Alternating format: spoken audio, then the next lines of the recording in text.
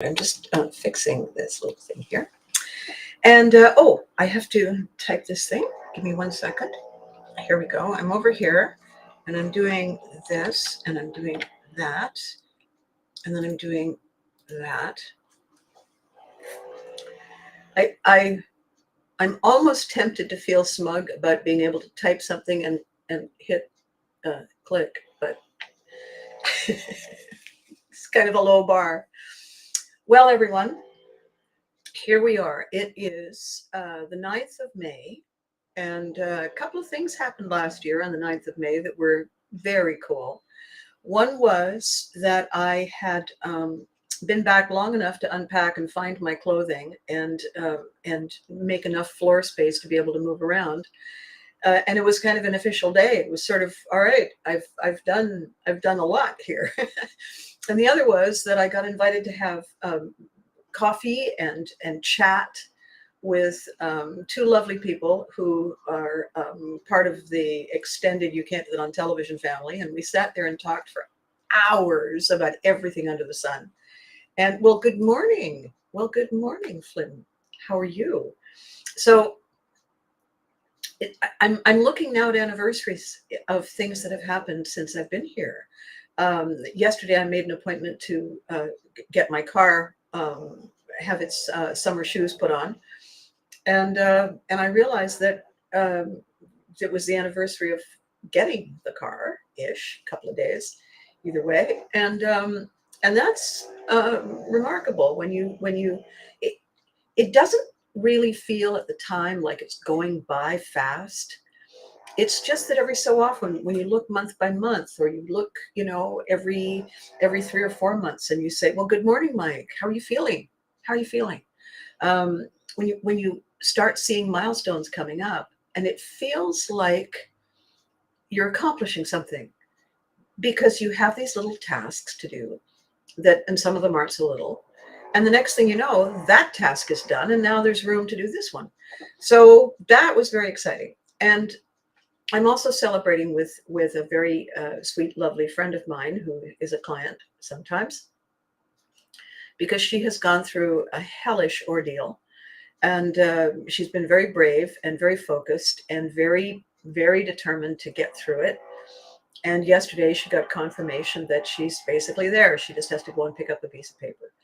And that is sort of, when Atlas shrugged and put the world over there and said, "Woof, oh, why didn't I think of that sooner?" and as soon as we do reach a point where we can pause and breathe, a couple of things happen. We're certainly entitled to give ourselves a pat on the back,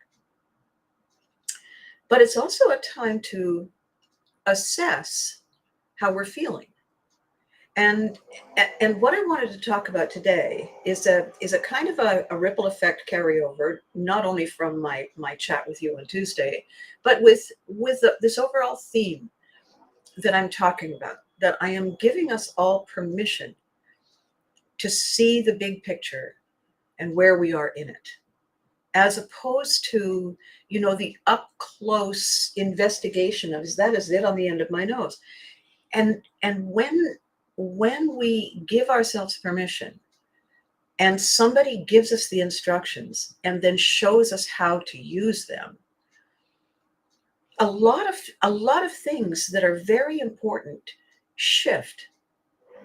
And a lot of it has to do with our perspective, our recognition that what we're looking at and what we're seeing as a priority probably shouldn't be. And if it has been, okay, well done you. And now moving on. And so in the stories that I'm hearing and writing about in the Pivotry book collection, and the conversations that I'm having, and the strategic planning I'm involved in populating my new website to promote, come and see me and book this and do that and let me know what you think stuff. I'm searching for the language, the exact words that are designed to make people disconnect from the swirl focus from the stress focus. It's a disruptive technique that Vikings basically invented to grab you before you realize it and take you from whatever that is to be here now, and put that away, put that down. If you're concerned and anxious that something will be lost, write down what you are worried about in your later folder, and trust your later folder, because it's invaluable. The later folder does two things. It records what you feel is important, and it calms down your subconscious that feels that it needs to hold on to it in order to make sure it gets done. When you put it down and you say it's safe and it's here and I will be back later, I will be back later, then we are free to take a better look and look at what we're doing and why. Because the outcome of what we're doing and why is draining us in a very deep and profound way. One day at a time. Still, yuck, it's sweet of you for asking, and seeing you helps. Well, thank you, Mike. Thank you. You see, now Mike has got something, whether it's mono or he's just exhausted or the stress has finally got to him, or it's flu or it's a cold, whatever it is really sapping his energy, and it is really forcing him to rest for extended periods, as opposed to, you know what, I'll just sit down for a minute. But then we sit down for a minute and we scroll through our phone because we want to keep busy, and we mistakenly think that we can multitask. In the dictionary, under multitask, it's several pictures of us simultaneously, and it isn't. So the topic today: when did they stop caring, and why? Because we know they cared. Everybody cares in the beginning. What happened? What happened? What caused the shift? This is the conversation. Well, hello, CJ. Good. Come back later. Can't wait to see you.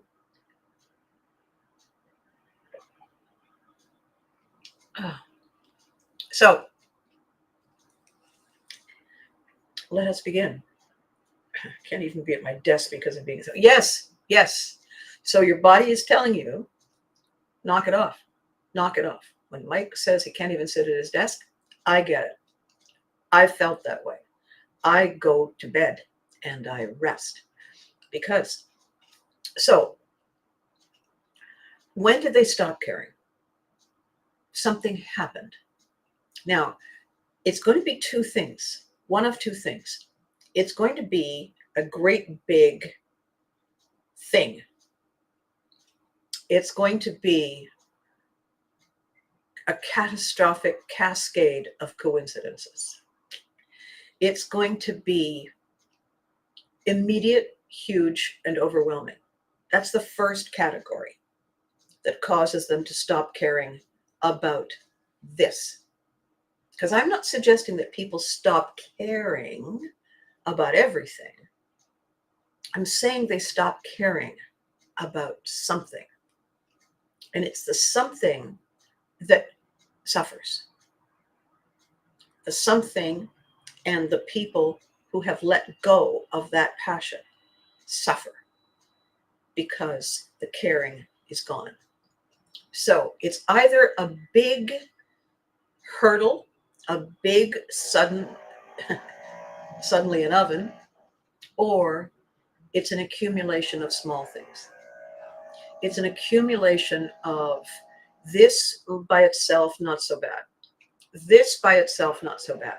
This and this and this and this and these and these and these and those by themselves, not so bad. Together, catastrophic. And when they sometimes it's the second category that is the sneakier, that we don't see coming, that we don't recognize as accumulating, because each one individually, it's not that bad, right? It's not that bad. What? I don't mind. It's all right. Fine. And then there's another one. And in and of itself, by itself, when we look at it and we say, really, by itself, it's not that bad. It's not that bad. But when there's 10 of them,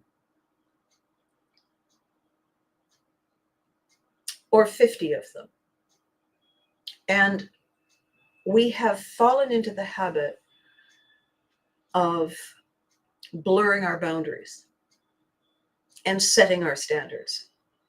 We have allowed that to erode bit by bit by bit. When we do that, and it's gradual and we don't see it coming, all of a sudden it's too much. And all of a sudden we realize we got nothing. We've got nothing left in the tank. We're running on emotional empty. Nothing but fumes. And when we reach that space, when we have no energy left to care, when we have no emotional cushion to be able to become curious and concerned and make the physical effort to reach out our arms to hug someone, when we can barely lift them from our sides, that's when we know, oops, something is significantly wrong. And by then, it's not that it's too late. It's not that it's impossible now to get it back. It simply means we need help. We need somebody with us. Here, let me take the other end here. Can I give you a back rub? Let's get a break. You know what? Let's have this. Tell me about it. Is there anything I can do? We need somebody to help us refill the empty tank. And the hard part about the refill is that the tank has developed a leak. It's a slow leak. And it's developed because we haven't been taking care of it. We haven't been looking at it and making sure it's solid. We have not noticed that there are little tiny leaks in our focus and our purpose and our commitment to the things that matter. And we have forgiven them and ignored them. And now, oh my God, here they are. So I know I'm talking in really, really general terms. So now what I want to do is give you a couple of examples, because at some point in some of the examples that I give, you hear something. And well, good morning, Eddie. How are you? How is the new man on the block? How's he doing? And good morning, beautiful Viking. Well, good morning, Miss Susan. How are you? I am discussing a lot of stuff we talked about. And when we suddenly realize that we're out of control, and we don't know how that happened or when it happened, and we realize that we are repeatedly making decisions and taking actions that are not serving us, and we're doing them because we've been doing them. We're no longer saying, is this a good idea? Is this a good idea now? Is this supposed to be my good idea? Is this my job? Is this my function? We've stopped asking those things because we've found a way to put our response on autopilot. The subconscious has taken over in much the same way. God bless the subconscious. It can take over and drive the car for us on an open highway. So we can think about other really important earth-shattering things, like should we have pork chops for supper? So I'm going to give you an example that is my example, because I know it so well. Many years ago, I was doing my windmill imitation, fed up with stupidity, and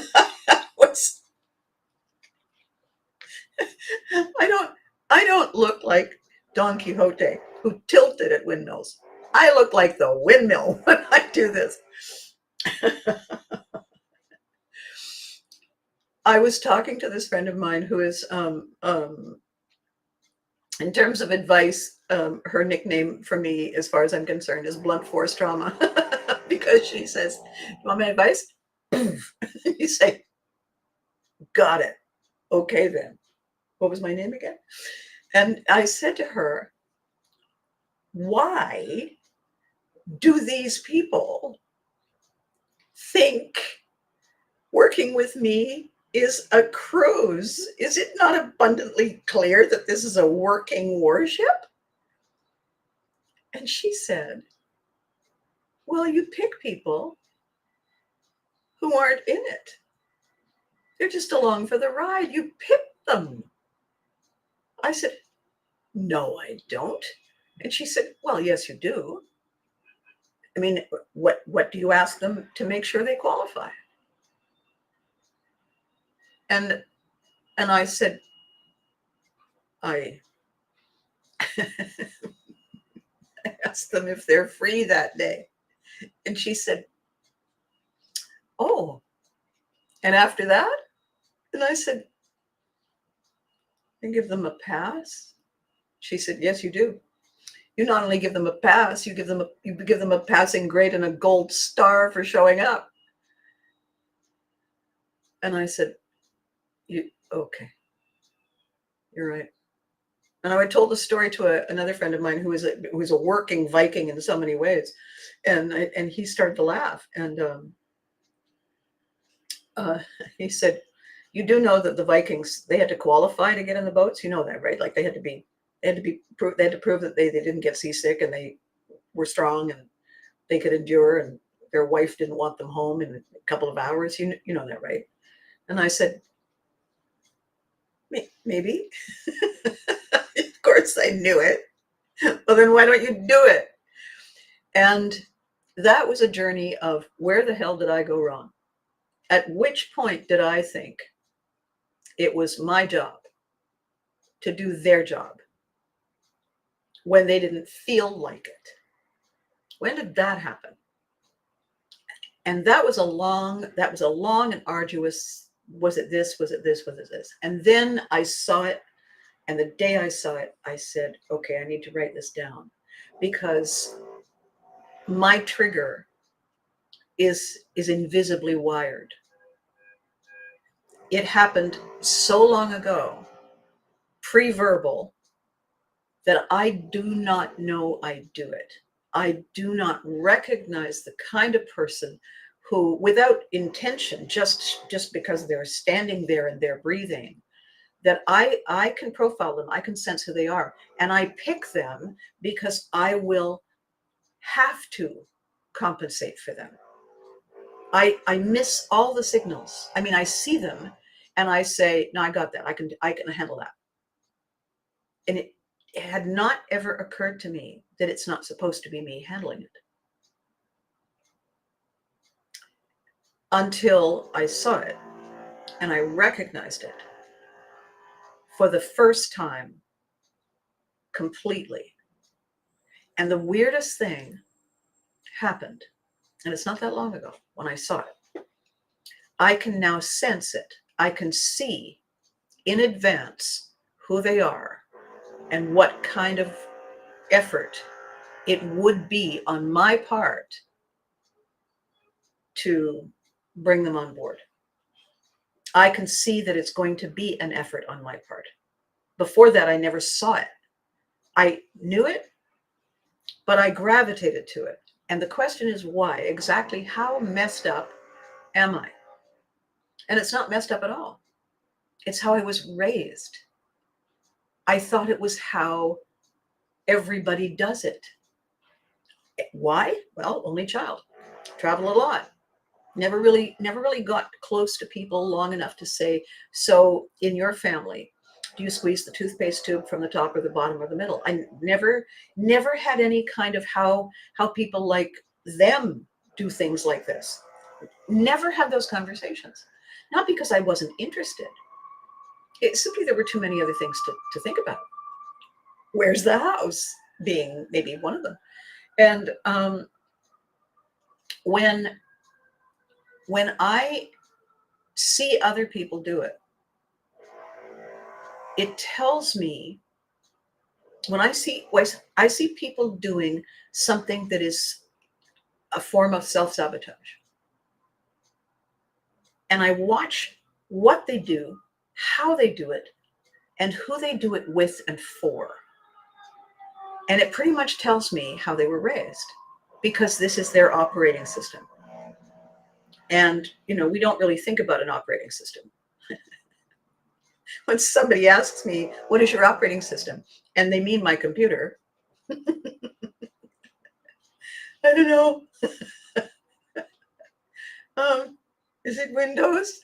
I don't know. Hasn't anybody told you this stuff? Yeah. Well, why don't you remember it? I don't know. And the thing is, I don't care. I mean, I care. I care in theory. It's important to know these things, Abby. Yes, it is. But I can't find a place for it to be immediately urgent to know, until, of course, it's immediately urgent to know. And then can I remember where I wrote it down? Maybe. So I am the poster child for this conversation today. In fact, I'm the poster child for most of these conversations. And the reason I'm a valuable voice to listen to is because I have navigated these situations. I have figured them out. I have understood how this connects to that and why this goes here. And then I have found a way to apply that learning to new things. So one of the conversations I'm having is with people who are saying stress and resilience. So stress is something that is overwhelming us. Resilience is our ability to manage things that overwhelm us. Okay, that is not why we want to use our ability to be resilient. We don't want to invest ourselves in managing stress. We want to invest ourselves in discovering stress, seeing its causes, and navigating around it, avoiding it, overcoming it, disrupting it, so that we not only survive, we plug the leaks in our emotional tanks, so that it's not mere survival. We're thriving, we're creative, we're here, present in the moment, passionate, committed, focused, and stress-free. So my backstory is that I was raised in a lifestyle, in a way of life that had a lot of stress attached to it. One of the 5 key stressors in life is relocation, is displacement. And in the military, you're relocated and displaced. I always say every 15 minutes. It's usually a minimum of a year and a maximum of 5 years, maybe. You're always going to be packing and moving and saying goodbye and unpacking and saying hello. And that is exhausting, because it disrupts, it interrupts, and it sets aside all the important things that we are really living our lives about. So I was raised in that climate. I'm good at it. I'm exceptionally good at it. It doesn't mean it doesn't stress me. It doesn't mean it doesn't exhaust me. It doesn't mean that it doesn't disorient me and make me feel, how many more times do I have to be good about it? How many more times do I have to make do? Do I have to be the one who shows up and says, we got this? And the answer is, as many as there are, for whatever these lessons are for. Okay, well then the gift to me is that I'm good at it. And I know how to get to the other side. I know how, because I've taught myself how to rest, how to reward myself, how to pat myself on the back, and let go of things that I don't in this moment need to know. Write them down, later folders. You can see behind me. You can see behind me on the shelf, at the top. Those are Pivotry in Motion notebooks, and they're big. And I use them when I'm going to be away. I keep it with me. Clearly not in my purse, but I keep it with me.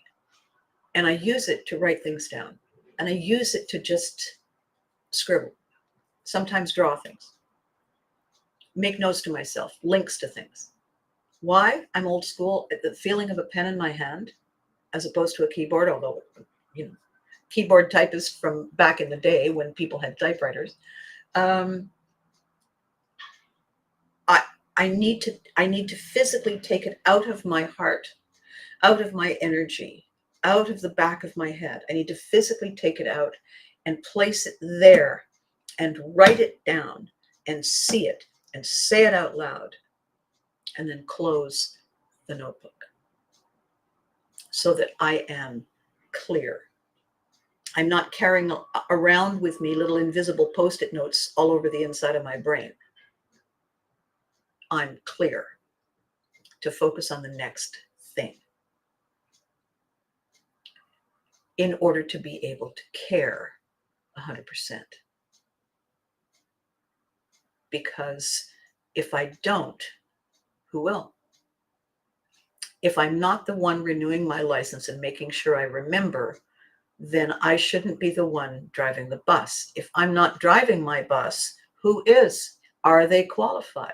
Do they know where I want to go and how I want to get there? Why am I setting all those things aside to focus on things that happened before or won't happen yet? What am I doing that for? And the answer is I'm doing it for the adrenaline rush, for the feeling that there's so much going on and I'm the only one. I'm in charge. This is mine. Except that it isn't. This is me not being willing to choose. This is me trying to be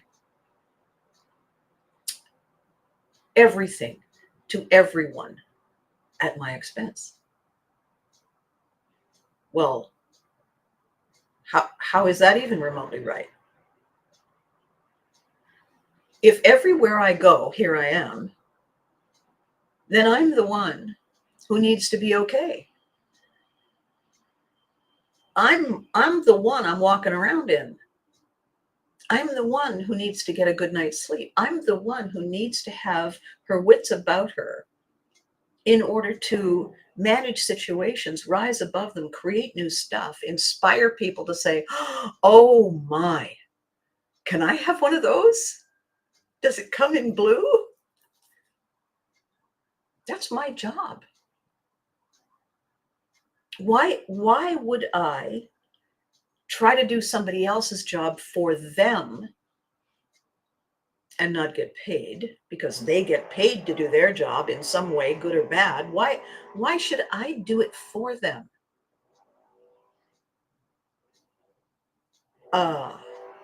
Mostly they don't even ask me to. What am I thinking? I'm thinking it's fixable and I can fix it. It's an ego decision. No, I got this. No, I'm fine. Listen, I got lots of time. This is an easy get. I'll just take care of it. Because, it's not an ego decision because they'll thank me. It's not an ego decision because they'll put me on their shoulders and parade me around a room. No. It's an ego decision for me to prove to me how clever I am. Okay, well, that's seriously stupid, really. I'm right here.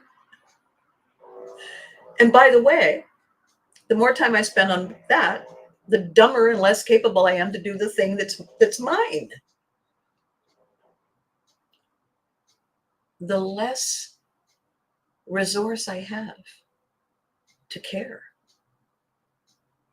to feel passionate, to achieve something that is spike the ball worthy. Why would I deny myself that? What on earth would make me do that? How does that make any sense? And the answer is it doesn't. Then why am I doing it? Because it's an autopilot reflex, hardwired, invisible. Subconscious brain releases it. Trigger, response. We have to take care of that. Subconscious brain is ancient.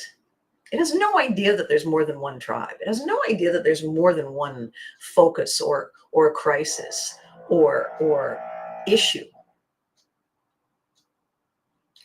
Survive, die. Let's survive is the only thing it's focused on. Does not comprehend that I can't survive 6 things simultaneously. It doesn't know there are 6 things. It knows there is threat. It knows there is response. And it activates it. It activates the craving for whatever the substance is that fuels our adrenaline. That's its job. So then how do we change it? How do we fix it? How do we stop ourselves from doing that?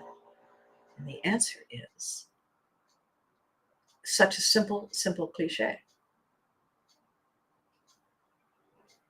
To remove, to delete, to break a habit, replace it. Replace it. Our subconscious brain practiced all the time, reminding us about walking. Does it all the time, every day. Walking, climbing, descending, riding bicycles, running. It reminds us every day that we need to do that in order to get from here to there. All of a sudden, somebody invented the automobile.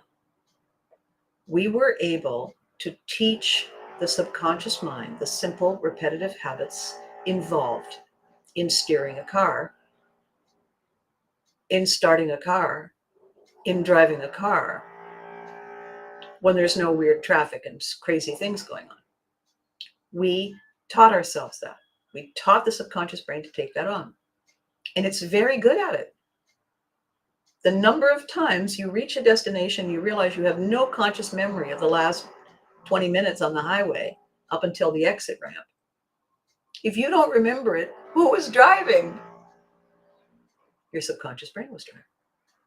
So that the conscious brain could focus on other things. We replaced a habit. This is how we ride a bicycle. This is how we put one of those 2-man carts on railroad tracks, and we figure out how to pump the handles in order to go up and down. We learned that. You see those old movies of Charlie Chaplin, people doing that, going up and down on railroad tracks on these little hand carts. They had conversations. They didn't have to focus after the first 20 minutes on how to do this.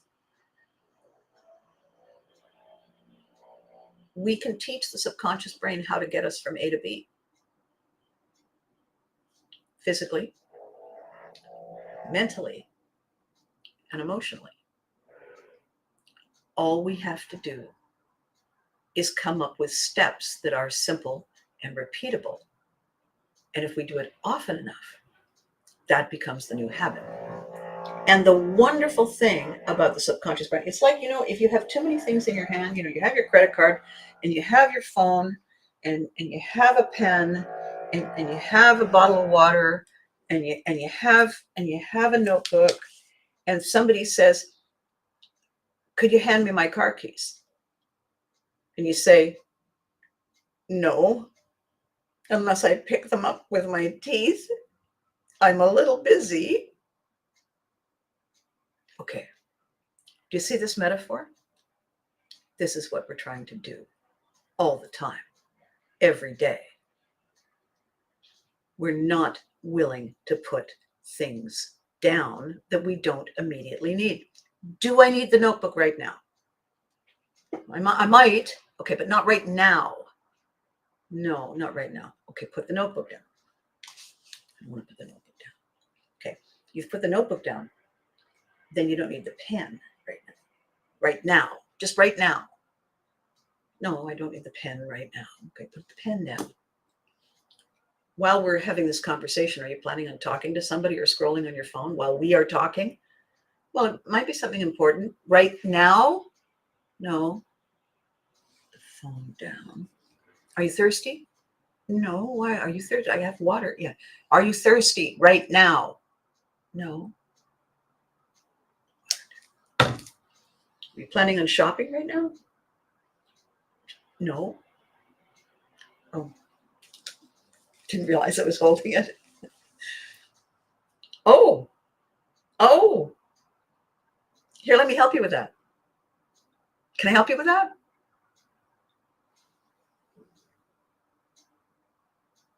You see how simple it is and how completely we are unaware of all the things we are picking up and holding on to and trying to maintain as immediate top priority simultaneously that doesn't qualify. They're all important. I always have a notebook when I'm leaving the house. It's always in a room near me when I have a brilliant idea or a dumb idea, either way. I write it down. Later I look at it and think, wow, or we don't need to carry it with us all the time. We don't need to be thinking about it all the time. Yeah, but I really like thinking about it all the time because it's really exciting and I'm all wound up. Yes, you are. And in 3, 2, 1, you're going to be exhausted. Yeah, I do get pretty tired. Okay. But in 3, 2, 1 is when the really important thing is going to happen. And you will not be ready or able. You might still be willing, but not so much. Why? Because you're too tired to care. When did they stop caring? And why? Because they were addicted. They are addicted to caring too much about everything all the time. They've forgotten how to say no. They've forgotten how to draw. We're the new class of your old school. Oh, Freddie.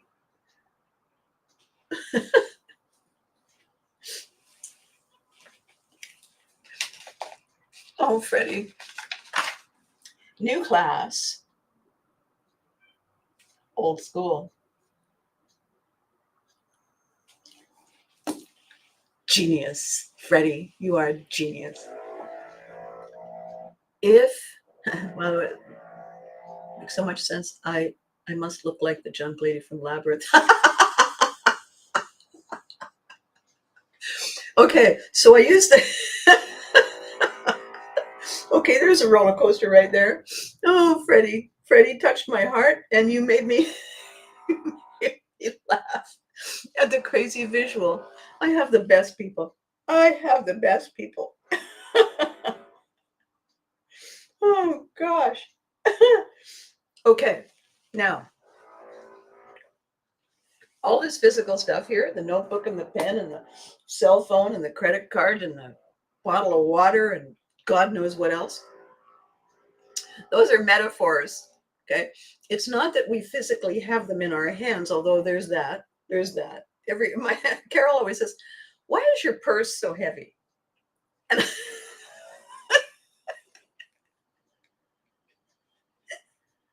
and I say, with a completely straight face, it's not that heavy. What's in it? She says, this is my purse. It's this big. And you know what? I don't even know I have it in my hand. What are you carrying? Well, it's just a few. And then she just looks at me. And the look on her face, what it says to me is, we are so alike in so many ways. And then suddenly, not so much. Is it compulsive behavior? It could be. Sure, it could. Sure, it could. Displaced kid wants to know that thing. Okay, if I have to move, I'm taking these with me. These are my things. This is my stuff. It could be that. Could be that. That's an easy thing to look at. Making the complex more simple is what Pivotry in Motion is about. You know, you're right. You really are right, Freddie. Pivotry in Motion. And I'm sorry I'm diverting but I want to answer this. Pivotry in Motion is the strategic thing we do without realizing it. The strategic step we make in deciding what to choose, why to choose, when to choose, and how. It is a way of getting ready mentally and strategically and physically and emotionally to take a pivotal step up in a pivotal moment at a pivotal time.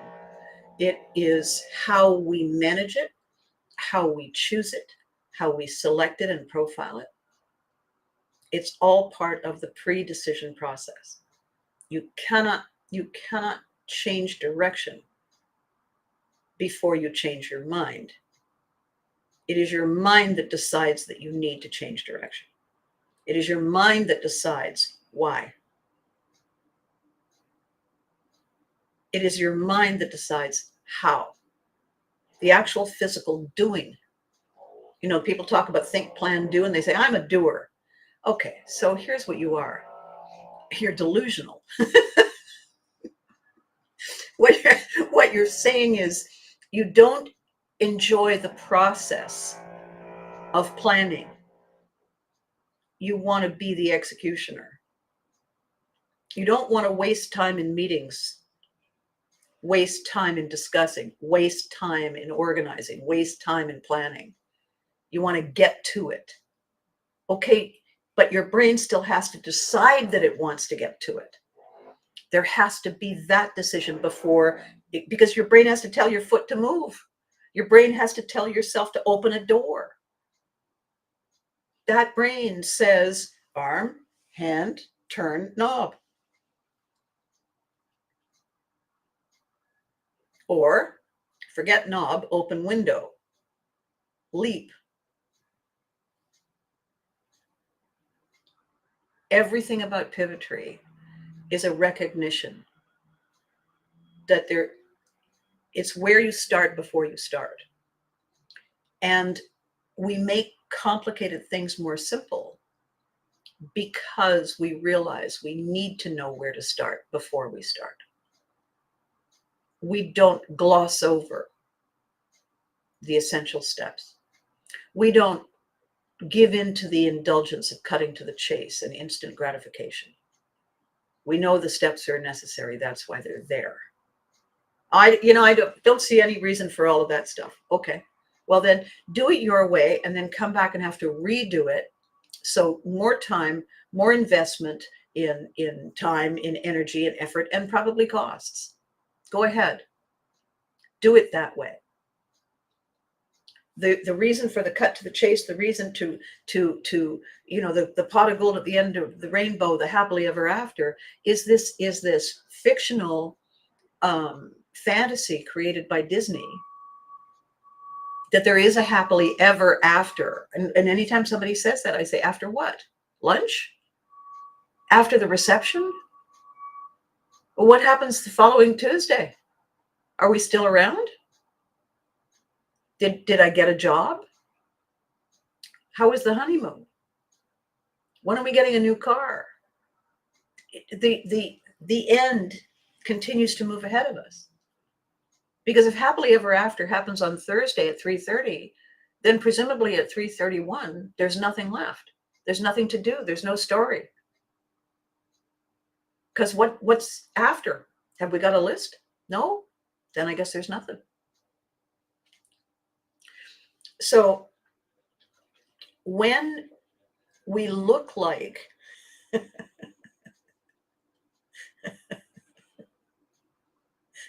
junk lady from Labyrinth, metaphorically,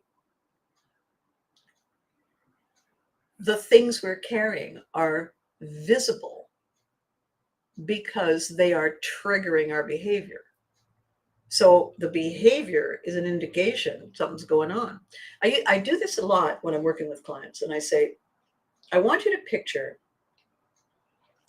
you come into a clearing, gone for a walk, little meadow, some trees. You walk through the trees, you come into a clearing, and in the middle of the clearing, there's a pond. And it's really lovely. You know, there's grass around it, there's some rocks you can sit on. It's fairly big, right? And you can, maybe a fish jumps and whatever, and there's some birds and stuff. And it's quiet. You can hear the birds, and you can hear the little bees making their noises and the little bugs. And you're standing there, and you suddenly realize that there's a ripple in the water. And it goes away. And you see it out of the corner of your eye that it's back. And it goes away. It comes back. And so third time you go over and you stand closer and you're watching the ripple. And the reason you're watching the ripple is no wind,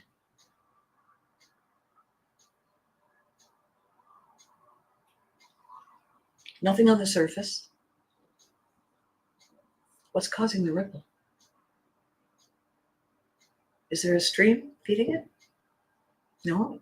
If the stream was feeding it, the ripple would be constant, and it would be coming from somewhere along the bank.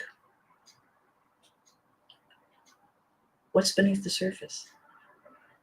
What's rippling? That's the image I would really like you to hang on to. Here's why. It's a profiling tool. You can't see why there's a ripple. That the ripple is there is proof that something is causing it, because it doesn't just happen for no reason. There's no wind, there's no stream, there's nothing wandering around on the top, then it's underneath. Now, if you're fascinated, you'll go and have a look. You'll figure out a way to get in the water and figure out what it is. You put something in and see if you can find it, if you're that curious. If you're not that curious and you just allow yourself to make that connection, that if this, then that is a metaphor for us. When did they stop caring? And why? What happened? What has caused that ripple? Because the absence of caring isn't a vacuum. It's a different kind of behavior. Caring is compassion. Caring is listening. Caring is focusing and paying attention, leaning in, connecting. That's caring. If someone who was caring stopped caring, what happened? Why do we care? Why do we care that they stopped caring? Because they're in our circle. And the ripple effect of what has happened to them is going to rock our boat. If you see a boat in a pond and there's a ripple, count to 10. The boat is now riding those ripples. Person on the boat, whoa, what's that? Distracted from my purpose. What's going on? I can't care about my thing right now. I'm caring about keeping my balance on the boat. Everything is connected. Everything has a ripple effect. And my lovely friend, who has gone through a fascinating series of challenges, hoops to jump through in order to rectify, correct, complete a circle of events. Triggered here, it's a process. And in that process, there's 1, 2, 3, 4, 5, 6, 7, 8, 9, 10 steps. And no, you can't eliminate any. Why not? It's the process. Well, somebody should fix it. Maybe. Not yours to own. Yours to own is follow the step, do what is asked, make it happen, check it off. Next, focus on caring, focus on doing, focus on completing. Do not invest in, well, somebody needs to blah, blah, and you have no idea how terrible it was. Pull yourself away from the past, pull yourself back from the future. Those indulging in the past and the future at a time when your focus is required here is a stalling tactic. It's more exciting and interesting to get upset about something in which we are the victim, in which we are the vanquisher, than to just do the steps, do the job, get it done. We need to focus. We need to be good at it. It's not very exciting. However, it's necessary. So it's up to us to make it exciting. 10 things to do. I have just completed number 2. Yes. All right, then. Let's celebrate. What can I do? Something. I've completed number 2, and now I want to complain about what happened before. Why? What does that give us to keep talking about that if talking about that is not pushing us forward?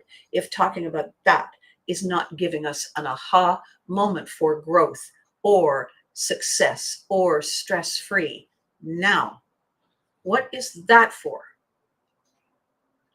Nothing. It's filler. It's cheese doodle city. Why do we do it? Adrenaline rush. Did you hear what happened to me? It's storytelling strategically so that people say, oh my God, my sister went through that. Oh, it was terrible for her. I know, right? Now we have something in common. We have just grown our tribe. We have new reasons to be connected to each other.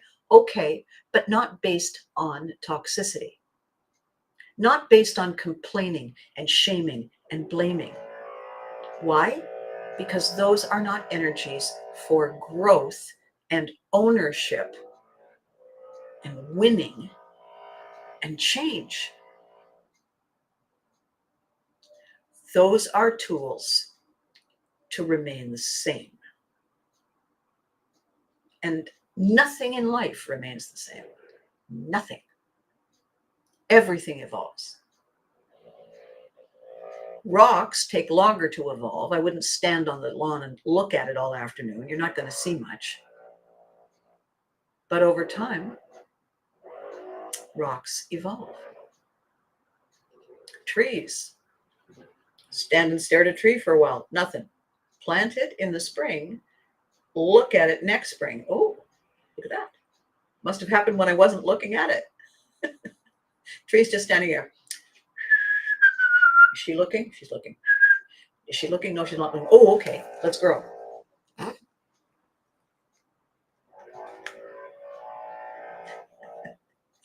It's when I do stuff like that, when that pops into my head, you can tell that I was raised on Bugs Bunny cartoons, right? You can. So if we have a desire to stay alert and survive, because by the way, that's what we do. Okay. However, what if we stay alert and change our strategy so that we don't merely survive, we thrive? If we do that, we have something to care about. The difference between surviving and thriving is repetition, is repetition. If this, then that. Thriving is, ooh, I wonder what happens when we put that there. Ooh, ah. You can't thrive and originate and create if you're exhausted. if you have depleted all your energy and all your emotional investment ability and all of your mental fluid and resilient capacity, you can't do new. When you feel old, you can't. And I'm going to tell you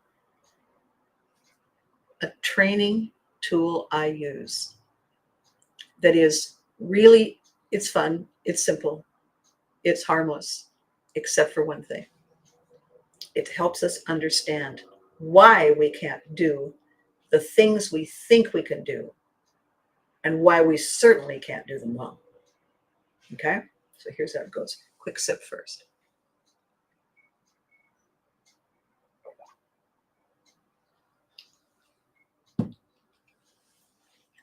This exercise is called story. And you get a group of people. Let's say 5. Get 5 people. And they sit in a circle. Okay? And the object of the exercise is to repeat what you heard and then add something new. Repeat what they heard and add something new. Repeat what they heard and add something new. Repeat what they heard. And how it works is this. Let's say I start, and you keep everything very simple. And I say, on Saturday morning, I got up. And then I look at the person beside me. And the person beside me says, cool. No. Fail. Oh, what do I do? You repeat what I said and you add something. One thing. Oh, okay, great. What did you say again? On Saturday morning, I got up. Person says, on Saturday morning, I got up and I got out of bed. And then they smile at me and I point, oh yeah, right. So they look and they look at the other person. The next person says, shaking their head at how, on Saturday morning, I got up and got out of bed and brushed my teeth. The next person says, on Saturday morning, I got up, got out of bed, brushed my teeth, and had a shower. Next person says, on Saturday morning, I brushed my teeth. 2 people say, nope. What? What? I said, you skipped 2. Right. Okay. On Saturday morning, I got up, I got out of bed. I brushed my teeth, I had a shower, and I got dressed. Okay. Back to me. On Saturday morning, I got up, got out of bed, brushed my teeth, had a shower, got dressed, went downstairs. This person says, on Saturday morning, I got up, got out of bed, brushed my teeth, went downstairs. Everybody else in the group says, no. What? So, what is happening is that you can't think in the present and the past and the future without consciously shifting gears. You can't run them together. And the reason you can't, I mean, if by the time we get back to me, there have been 5 things said, then I can recall 5 things. That's all in the past. Saturday morning, I got up, got out of bed, had it, brushed my teeth, had a shower, got dressed, went downstairs. I can do that. While I'm doing that, my brain is in recall. Unless I consciously shift, unless I prepare myself to shift from recall to create in the moment, I can't do it. because my brain's facing that way. It's not facing here. It's not here. And the person who is waiting and getting ready and not listening because they're thinking of the thing they're going to say in the future, while they're thinking of what they're going to say in the future, they're not listening to what is being said now. They may be able to remember some of the first repeated sentences because they've been repeated now. Everybody knows at the beginning is on Saturday morning, I got up, I woke up, I got up, right? Everybody knows the first one and maybe the second one. If they're focusing on the thing they're going to say, by the time it gets to them, they have no idea what anybody just said. Why? Because they're not here.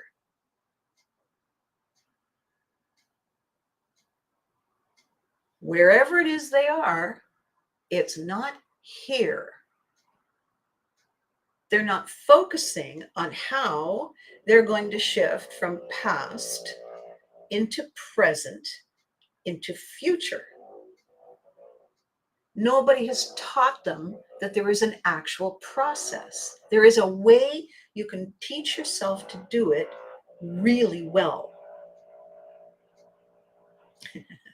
Yes, it would definitely be interesting. Susan, it is the silliest, most ridiculous game because it's so dumb. You feel so silly when you get it wrong and you repeatedly get it wrong and you can't figure out why. How hard can this be? And the fact is, the reason it's a great teaching tool is because it is for the first time for many people that we see all the assumptions that we're making about how easily we can do all these things and be in all these places at all the same time. Yeah, good luck. Because clearly not. Clearly you can't remember what somebody 2 people ago just said. And you were sitting, where else were you? What were you doing? You didn't have your phone. We made you put it down. Where did you go? What else were you thinking about? I don't remember. No. Okay. You stopped caring and therefore stopped listening, stopped holding on to the rules, and wandered off or cut to the chase, decided you'd have a shortcut. And then you have an epic fail. And it's not like, I built the bridge and it fell down, cars fell off into the river and people died. It's not that. It's funny because it's simplistic.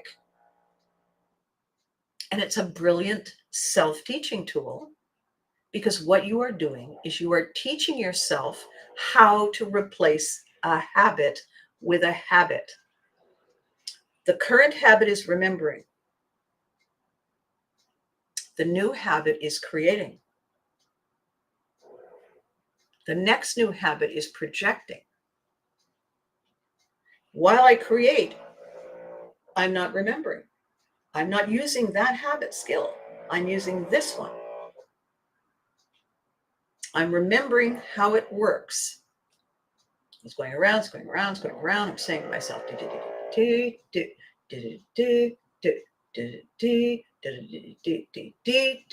I am following the path carefully. I am listening to what was said and what is being said and seeing how that works and what, because you never know. You never know what the next person is going to say. You can assume it and get it wrong because you're not listening. So our ability to be here now is the key to everything. To understand that where I am now is part of where I came from and where I'm going. Now is a product of that and will be the fuel and the driver of that. So let's go back to Pivotry in motion. Let's go back to stress, and let's go back to resilience, and let's go back to quality of connection and friendship. When did they stop caring and why? Let's go back to that. If you were told a story so long ago that you don't remember it, so long ago that the details have changed, this part of the brain has never forgotten. This part of the brain is using that in autopilot recall to set your footsteps on a path in a certain way. If you say, I need to go to the store, that part of the brain recalls a story that is about going to the store. It's looking for danger. It's looking for alerts. It's looking for the habit, the habituated response that you use that allowed you to survive, and it's going to apply it whether you know it or not, whether you like it or not, unless you are aware, unless you understand that there is past, there is present, there is future. And if you choose not to be present because you're off doing something that is not productive, it is not yours to own, and it's not bringing you anything of value, then you are creating the leak in your bucket, your emotional and your energetic and your creative and your compassionate self. And when you are needed and when you want to be needed, you got nothing left. Is there a fault? No, it's not a fault situation. It's not a shame blame thing. It is you didn't have the instructions. You didn't have an understanding, couldn't have had the understanding that it was possible that the story was not meant for you. It was a story. You heard it. You think you heard it. You heard it from someone you trusted. Therefore, the story is true. No, that's not correct. It could very well be true, because if the person you trust loves you, then you would think they would tell you a story that was helpful. That's not necessarily true. If the story is not helpful, if it's not about you, and without realizing your subconscious has used that story to guide you, then this is why this moment is a mess. Because you brought the wrong tools based on instructions that aren't about this. Oh, this isn't how to assemble a toaster. Well, that explains so much, really. Perhaps I should have read it at the top. What did it say at the top? If your name is Abby Haggard, put this back in the box and take it to the store and ask them to assemble it. That's what it says at the top. My dad used to say, if it anywhere on a package it says some assembly required, he goes to the store and says, not by me. Not by me. Trust me. so that not by me, not by Charles Foster Haggard. That was in invisible ink, but he knew it was there.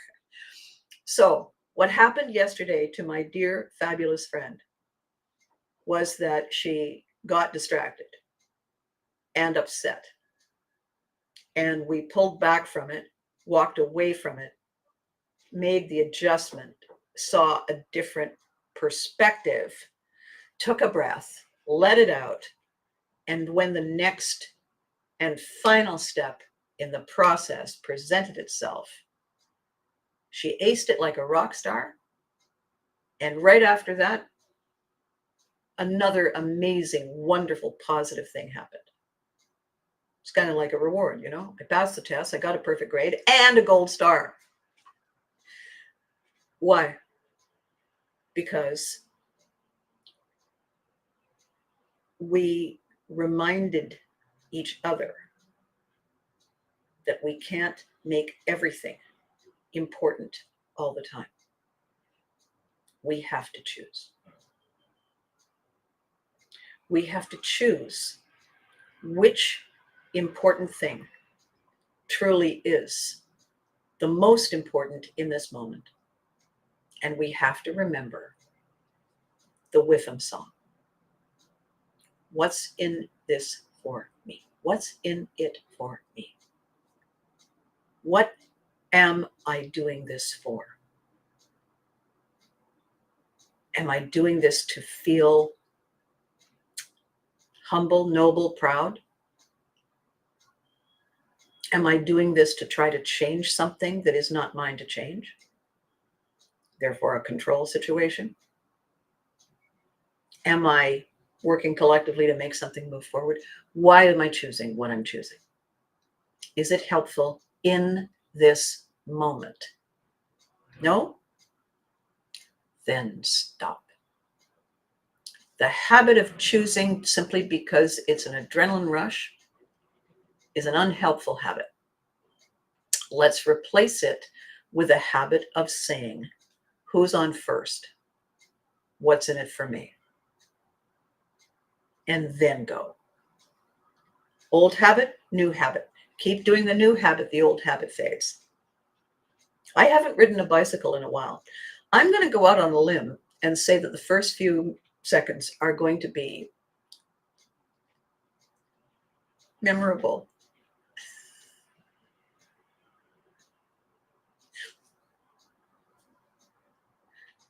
Story worthy. Probably. Why?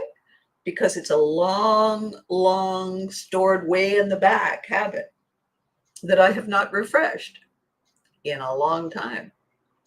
I have a friend who, gets on his bike and cycles off to, Montana, then comes back for lunch. He likes it. Okay. Do you want to come, Abby? No. Why not? Beautiful day. We can lend you a bike. No, see, it's how long you'd have to wait for me at every turn. So I have to get up to speed in order to speed along with you. Okay, that's fair. So the conversation today, oh look, it's 11:11. The conversation today is, who is looking after you in this moment? When did you stop caring about looking after you in this moment? And why? And the answer is because you have given yourself permission to care too much about too many other things, and you've set you aside. And that does not work. That never works. And you can choose to believe me. You can choose to replay this video and think about it, cross your arms and try and figure out what's wrong with it. Or you can say, you know what, that resonates. How do we fix it? We have to create the habit. Do I have the tools? Do I have the techniques? Yes, I do. And that little story game, all that's for, that doesn't fix anything. That just shows you that it's true. That the things you didn't realize are a hurdle that you're asking your brain to try and just skim over, defy gravity, is an impossible task. And it's okay that you didn't realize it because nobody has taught us that it's an impossible task. And so we assume it isn't. And when we get it wrong and when we fail at it, we blame ourselves for being dumb and stupid and not good enough at it. That's not correct. It's not right. That is a story that is an incorrect story that we are living our lives by. And it is a story that we must replace with the truth in order that we can not only survive, but thrive and spike a ball or two. Pivotry in motion, as Freddie said, is how to make the complicated simple. That's what I'm doing this for. That's why I want to do it with you. So for now, we have an event coming this weekend. It's called Mother's Day in North America. And arguably in the hospitality industry, Mother's Day is the worst day of the year because the people who drag mom out to lunch have no idea how to go to lunch, and mom doesn't want to be there. It is worse than all those other family gatherings where you have to sit next to somebody you never liked, and everybody's just crossing their fingers and their toes and their eyes, hoping that Aunt so and so and Uncle something or other don't get into it again the way they used to. So for Mother's Day, I do not have actual from the loins children. I do, however, have many children. The ones I mommed with on television, and all the others who chose me as their virtual mom because they fell in love with a concept called "you can't do that on television." So I am looking forward to hearing from all of you, and rightly so, really. I mean, after all, I am your mother. And why I want to hear from you is I want you to tell me, I mean, happy Mother's Day, Mom, is lovely. I want you to tell me how you're doing on a scale of 1 to 10. I want you to tell me that if you've been listening to these videos or looking at the things that I post on social media, if anything about them is giving you a reason to smile, and if that smile has made you feel, alrighty then, where was I? Because that's the goal on my side. That's my plan. So between now and when I see you on Tuesday next week, hug your moms. Hug all the people who are moms. Spread some mom love. Single dads are moms. Caregivers are moms. Midwives are moms. First responders are moms. Mom love is a nurturing love. Dad love is a different kind. We'll talk about that next month. This is Mom Love Month. Give yourself permission to feel it. Give yourself permission to refill it, refuel it. Allow yourself the time to smile when someone says, love you, miss you, because they mean it. And you deserve it.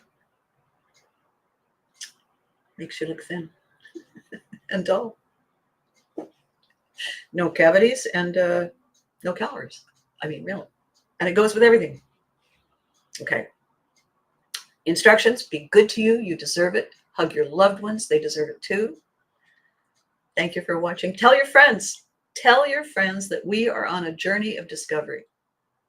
Stress and resilience and readiness and joy.